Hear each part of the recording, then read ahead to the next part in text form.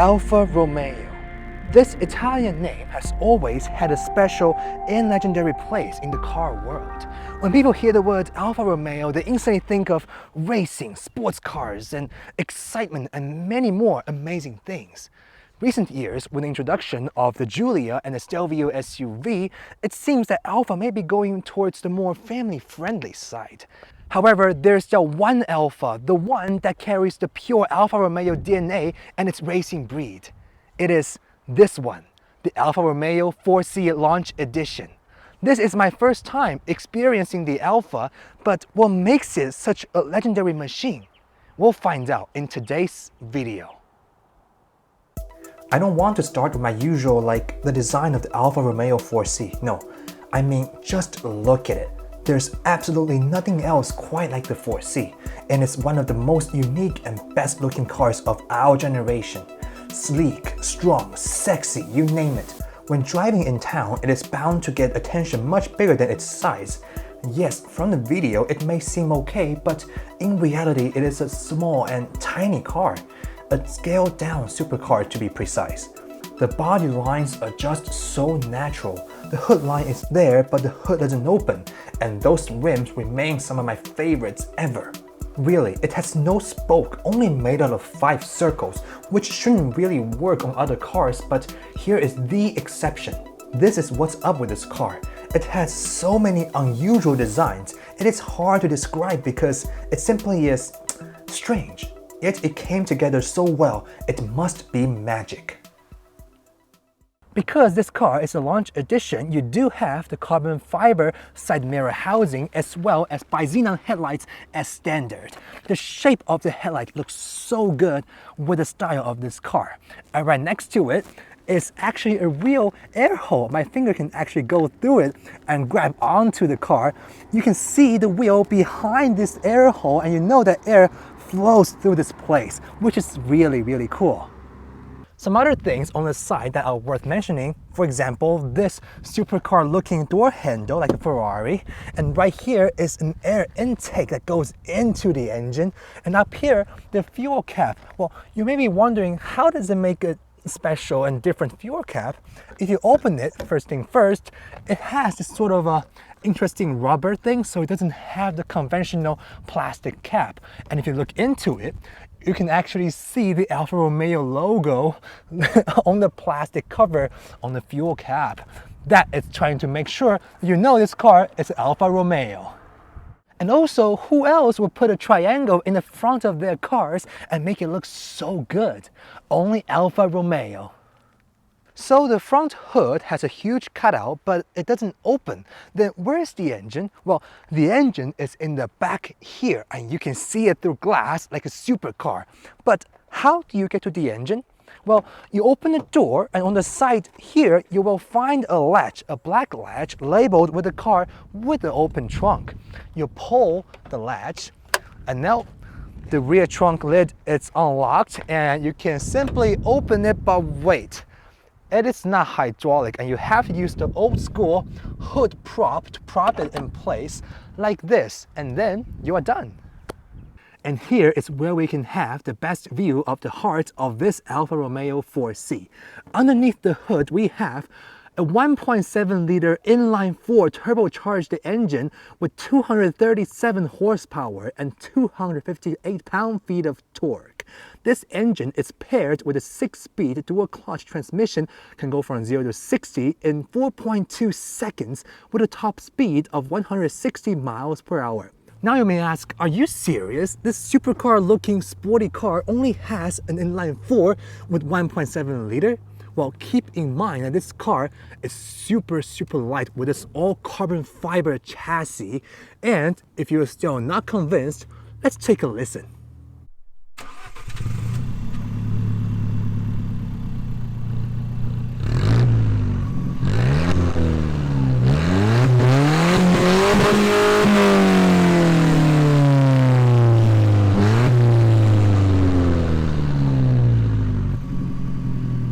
That was not an ordinary inline-4, was it?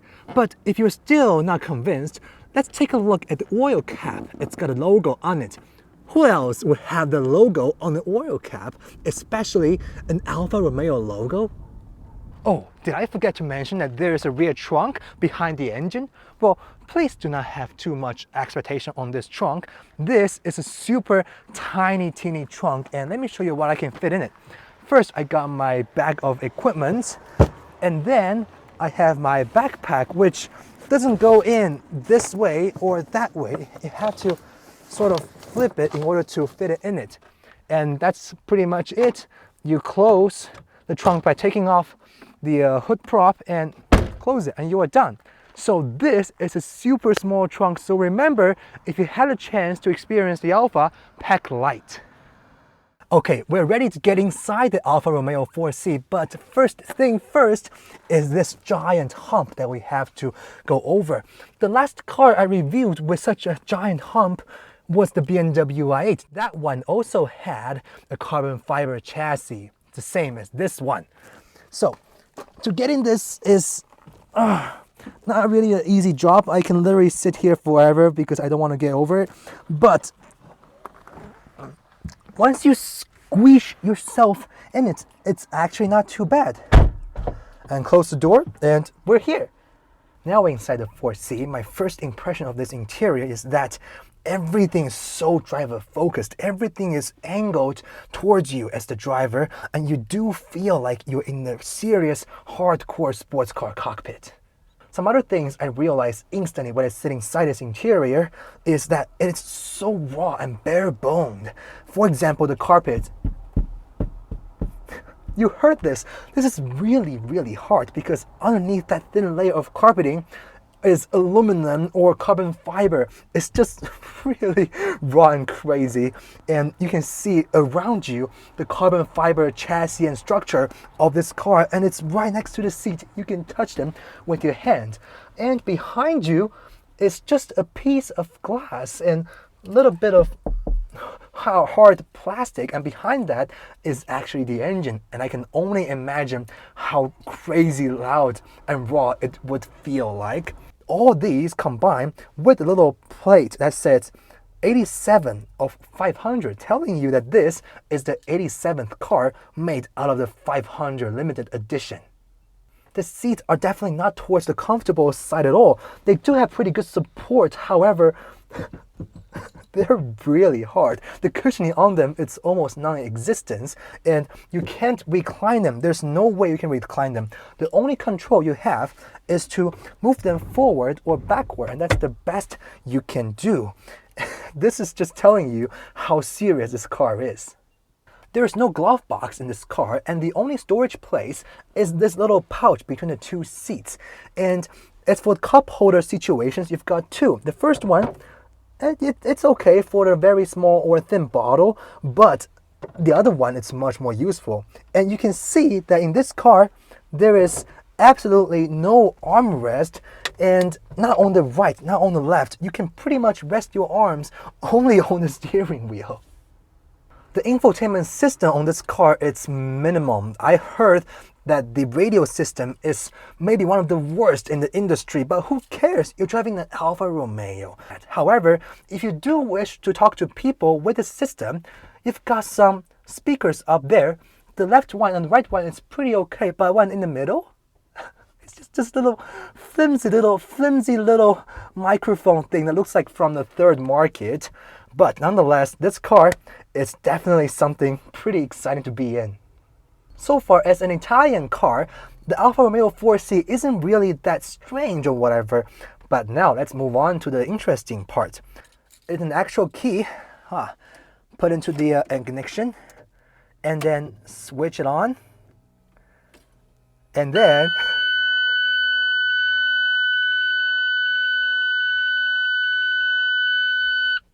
this beep, it happens every single time when I turn the car on. That is definitely something pretty strange, pretty Alfa Romeo.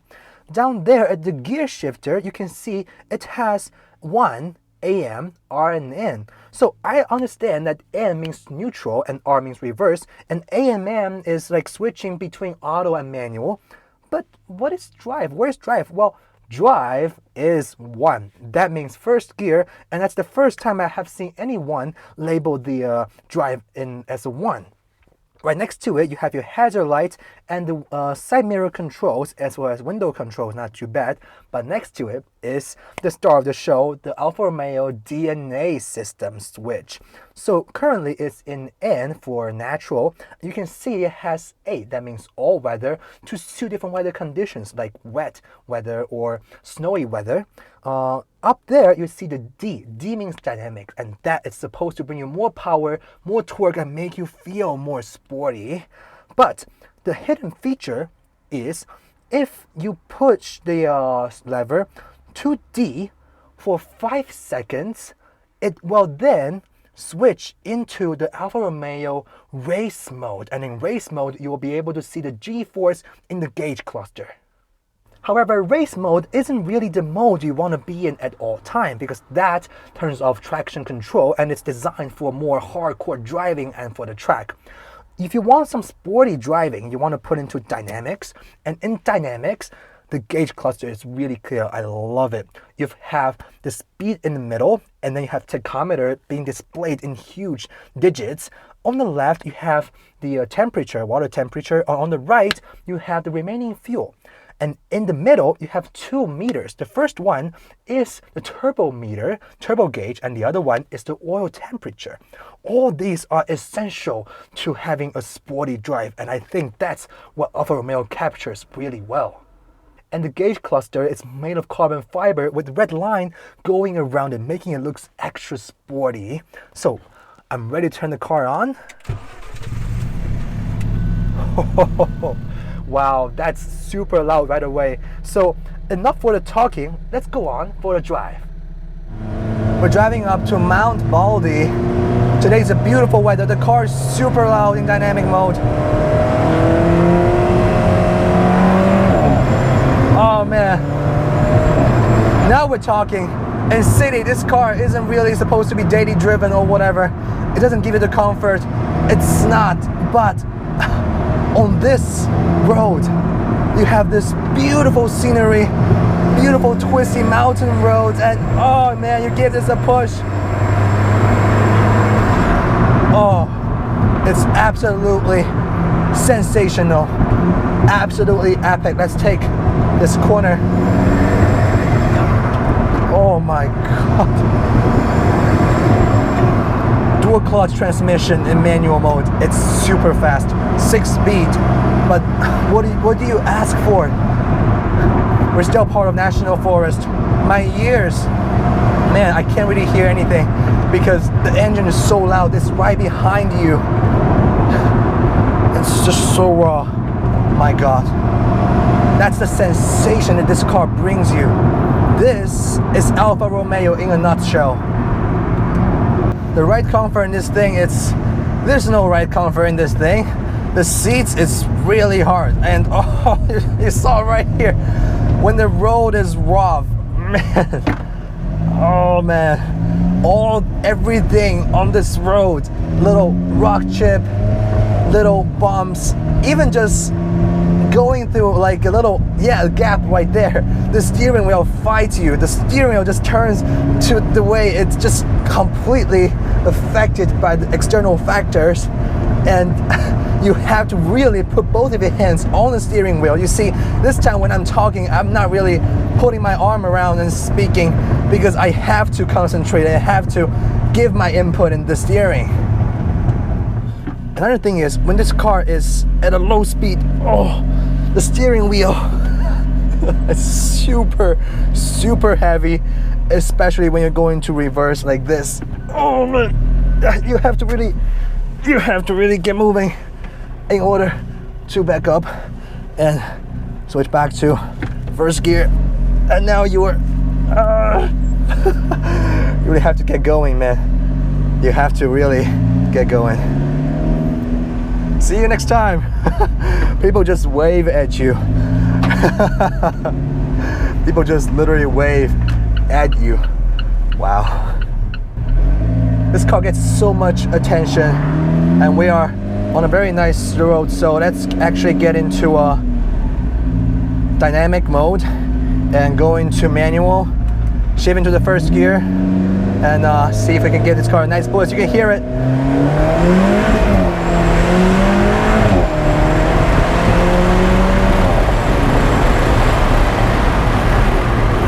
Oh my God.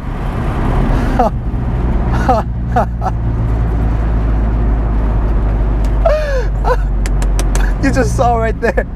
You saw it right there. So that's something really interesting. See, I'm at the stoplight. Brake, now no speed. First gear, release my brake. The car stays stationary. And I have to really give that gas for it to go. In other cars, automatic cars, if you release the brake in the stoplight, the car will start to roll at very low speed. Not the case with this car. This car reminds me of that Ferrari F430 race car I tried out on the track in Las Vegas. Now, I'm gonna switch this car into race mode, which you have to push the dynamic switch, the DNA switch, for 5 seconds. Now it is on.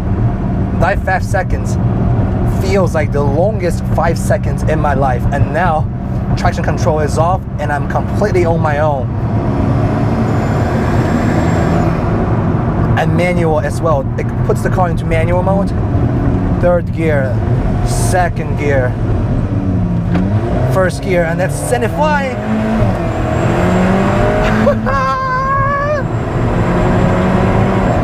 Oh my God. Oh Jesus. Oh Santa Monica. This. I'm not sure. I don't know why I'm still commenting. In this moment, I should be just completely in the flow and drive this car.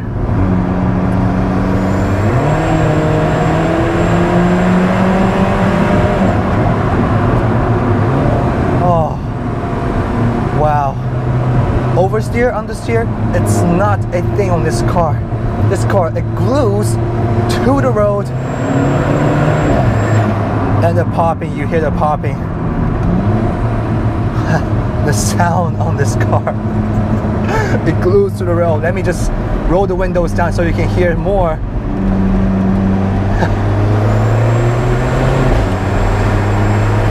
You see the thing with this kind of car?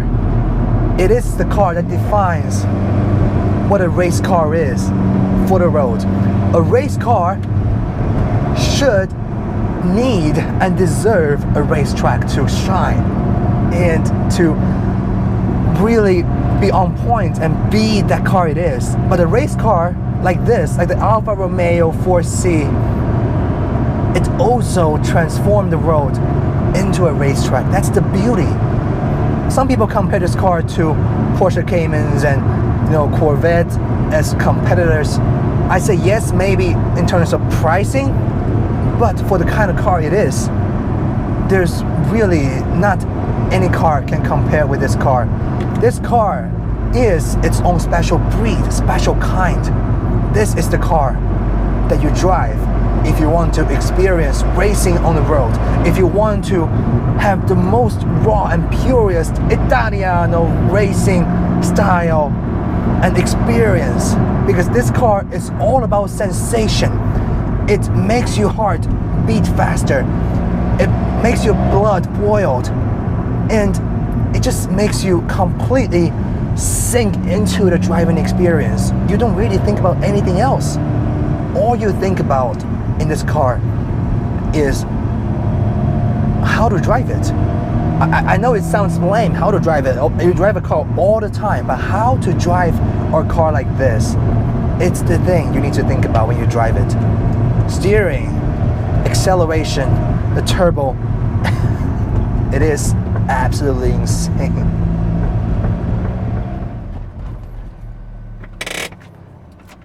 Jeremy Clarkson once said, you can't be a true petrolhead until you own an Alfa.